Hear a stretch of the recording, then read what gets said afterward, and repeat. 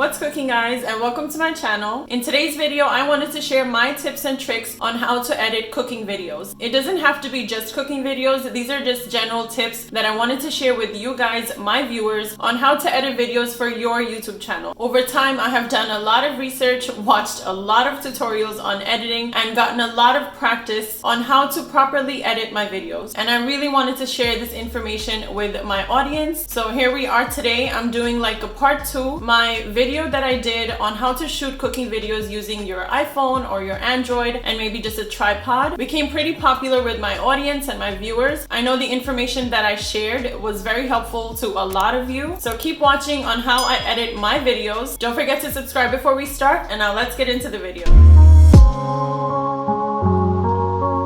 Let's start on the topic of how to shoot your videos. I want to do a little backtrack of how I shoot my videos and get all those angles that I do and what other types of shots that I want in my video. Always try to do an intro and an outro for any type of video you're making. It doesn't have to be just cooking, but always try to engage your audience from the get-go. Try to keep your intros short, maybe about 30 to 40 seconds, but keep them effective to really pull in your viewer and keep them engaged throughout the entire video. If they're interested from the very beginning, they're going to watch your video all the way to the end. Then you definitely want to do an outro. It's just to summarize what your video was about, and also the outro gives you another chance to tell your viewers to make sure to subscribe, to like, and to comment on your video. And that is called the call to action, when you tell people to subscribe, like, and comment, and also share. So the more you do that in your video, whether you tell them to do it or you use icons like I do in my video, the more likely they are going to listen to you. And especially if they like your content, they are definitely going to engage a little bit more on your videos. And that will help with YouTube's algorithm, and they will push your videos out there for more viewers to watch. I typically like to shoot my intros and the outros all at the same time. And also if I'm doing like a taste testing in one of my videos, I will also try to do that right after I film the intro and the outro. Usually I'll do the intro and outro filming after I've already done cooking. Sometimes I'll do it before, depending on what I'm making. But yeah, always make sure that you do an intro and an outro. It helps your viewers to know who you are and what this video is going to be about. And then when it comes to your actual filming, when you're cooking or prepping your food, make sure to try to get different angles. You want to get an angle from the front and maybe an angle from the side as well. Or if you're using your tripod, obviously your angles will be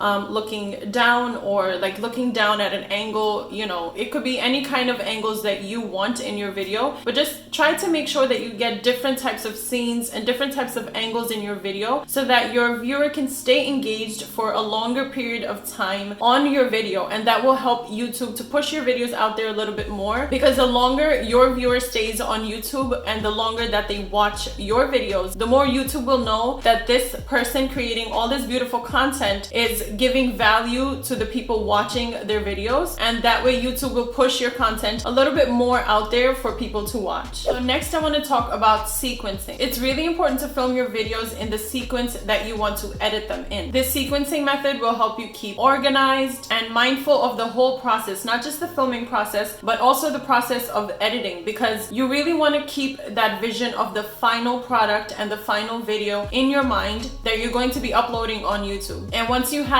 that vision of the final video in your mind, that's exactly how you're also going to film your videos, get the different angles, the different footage that you need for your videos, the A-roll, the B-roll. So always keep in mind the sequencing of how everything will flow in your video. It's really important to have a nice flow to your video. For cooking videos, it's really important to do a sequence. You're basically teaching your viewer to cook. They might not know how to make a certain dish that you want to share with them. So you want everything that you film done in a correct sequence so that it makes it easier for your viewer to understand how to make that dish so that they can recreate it in their kitchen. And I totally get it, guys. I know some scenes you may film before or after. As I said, I usually film my intro and outro afterwards, but I edit them so that my intro goes first and then my outro goes towards the end. Then that sequencing method really comes in handy, especially when you are about to start editing. And then in terms of organization, I always try to create create a folder which is named for the dish I am making. This also helps me to know which video I'm working on. So if you are somebody who stays organized and creates folders for like every single video, try to name it based on the video that you're doing. So let's say my last video was a chicken chop suey, so I named my folder chicken chop suey, and then I had subfolders in there that were for the videos and the pictures that I took. Make your work make sense for you. And also, once you upload all of your videos and you'll see, let's say you're using a phone or a camera, the name or the title of the video is going to be like a generic name. You want to number or name each video. I like to name my intro video as intro, obviously, and same for the outro. That way I know what my beginning and ending videos will be. All the other videos I have, I will number them starting from 0, 1, and this number helps me with the sequencing and which video is going to be next, etc., etc. Organizing and sequencing it this way has really helped me out editing in all of my videos, because I know which portion is going to be first, second, last, etc., etc. You get the point. So now, as far as editing programs go, you can either download an app on your phone and edit from your phone, or you can download a proper editing program on your computer. There are tons of free software out there, or even paid ones. The paid ones are pretty pricey, I'm not gonna lie, but there are seriously tons of editing programs out there that you can use. I was using Lightworks and Shotcut editing programs before when I had just started. I also practiced and watched a lot of tutorials on how to edit videos. I did not know how to edit videos before I started my channel, but even before I started, I wanted to make sure that I am at a good, like, intermediate level of editing, so that once I start making content, I can easily edit my videos and just understand the whole process of how to edit, how to transition, how to add music, etc., etc. There's so many little components that editing has that as a viewer you may not notice, but the people who are actually creating behind the scenes, they are doing so much work to edit these videos. Even if it's a short video, long video, doesn't matter. There's a lot of work that goes into editing, and for that, Lightworks and Shotcut is pretty good. But for me, I felt like I hit a dead end with those two programs. But I did hit a dead end because I felt like I couldn't even save or export my videos in a high resolution like 1080p. With the free versions, you can only save in 720p, and although that's alright for some people, I wanted to have better quality to my videos. So currently now I use Filmora 9. I paid $80, which is not a lot for an editing program, and I got a lifetime license with that. It's a great program. It's so easy to use, especially because I had already practiced and watched tons of tutorials for Lightworks and Shotcut. Basically, Filmora had the same type of editing in it. What Filmora did give me is more options for special effects and text and styles of fonts, etc. Also,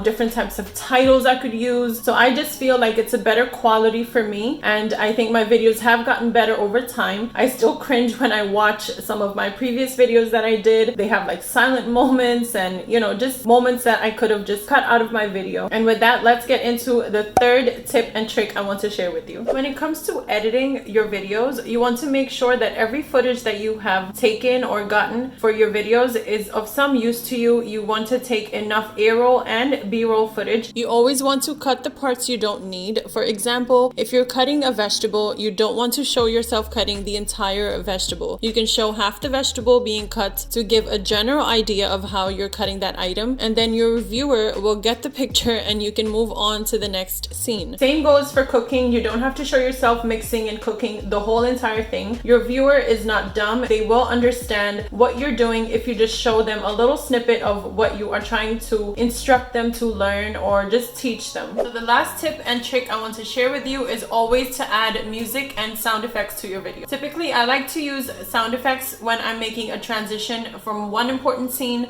to the next. You can easily download sound effects from Google. Google is your best friend, guys. Then we have music, which in my opinion really brings the video together and gives it like a professional touch to the whole thing. Music will add some sort of emotion to your video. It just gives life to your video. I personally like a mix of upbeat music and relaxing music. It really depends on what type of content I'm creating for that recipe video. There's also tons of websites that have music that you can download, but always make sure sure it is royalty-free music, no copyright, otherwise YouTube can flag your video. If you have 3 flags, I think YouTube can either delete your channel or just stop you from creating more content for your channel. So just be careful, guys. I was using a website called Bensound in my previous videos. They have a good selection of royalty-free music that you can download for free, but you do have to give them credit in your description box. Now I just use the YouTube audio library because they literally have tons of music like rock and roll, hip hop, ambient music, relaxing and calming music. They have reggae, they have Afro beats, they have every type of genre that you can think of. And most of the songs you don't even have to give credit to in your description box. You can just download and use them. But there are some where they will note that you do need to